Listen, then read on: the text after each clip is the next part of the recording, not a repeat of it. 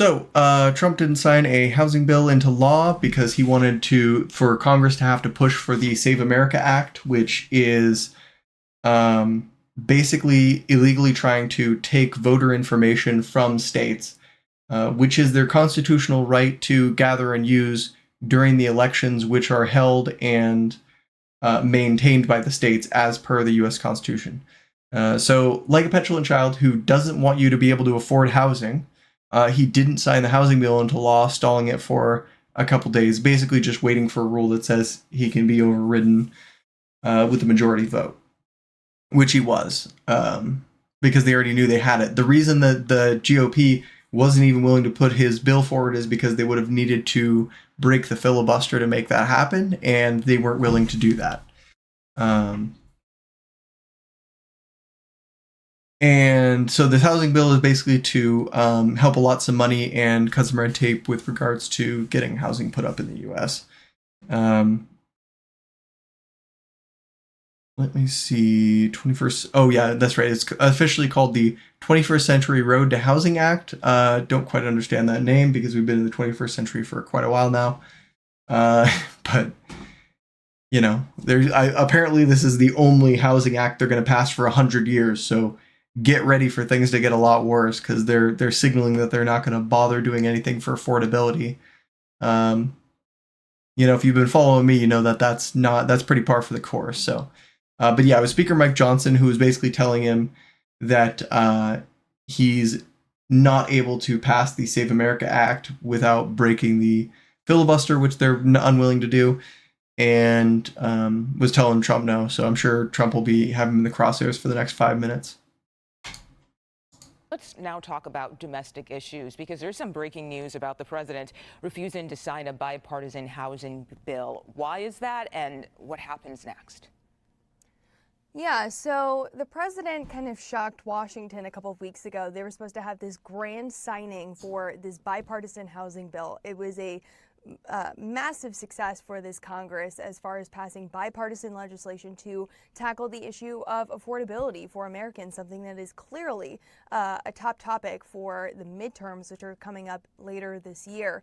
And instead, the president scrapped the signing ceremony and said he wouldn't sign the bill unless the Save America Act got passed. Now, the Save America Act is kind of this wish list bill that the president has for election security. It would make mail-in voting basically non-existent. It would add more restrictions on voter ID, and also would address some other issues that the president really wanted to see. So that bill has been stalled in the Senate. The president said he would like to see that bill get passed before he signed the housing bill. That did not happen. The housing bill got... I like how the reporter just completely skips over the fact that the president was calling it, saying that the non-political Democrats, just normal things for American presidents to do. The president said he would like to see that bill get passed before he signed the housing bill. That did not happen. This is a guy who was crowing about affordability only a couple months ago when Mamdani got elected purely on running pro-affordability politics because he saw that it was a popular position. But of course, he doesn't believe in it. He thinks that if you're poor and you don't get a home, that you deserve to die on the street. So as soon as that fervor dies down and he doesn't think it's as politically favorable to be pro-affordability, he backs right away from it because he doesn't actually believe in any of that. He only believes in his own ego, essentially.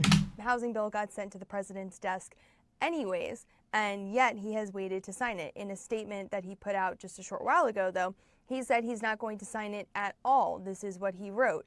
He said that in a Truth Social post, "I will not sign the housing bill, which has been fully approved by Congress and sent to the White House in protest over the fact that the United States Senate is not capable of passing the Save America Act." So what does this actually mean for the bill? Given the fact that it was passed by both the House and the Senate, well, it went to the president's desk. It sat on the president's desk for 10 days, 10 working days, minus Sundays is how they usually do that count.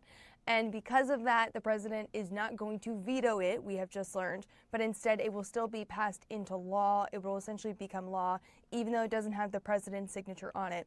The reason why that's notable, though, is, again, this is a major affordability championing point for both Republicans and Democrats to talk to their constituents about.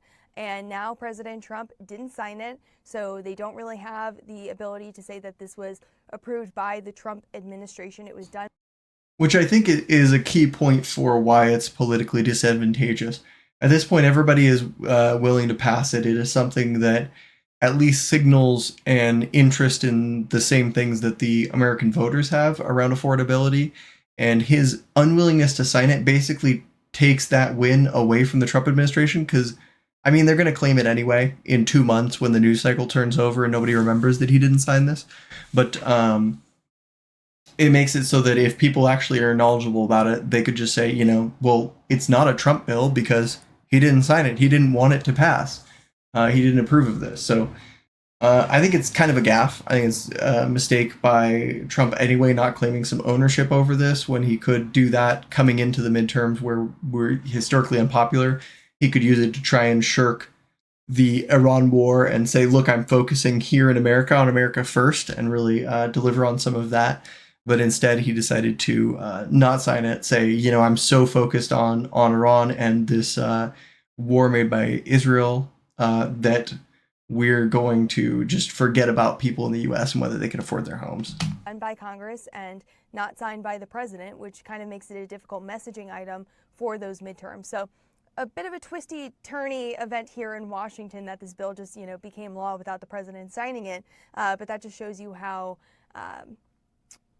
fractured the relationship is between the White House and Congress at this moment. Yes.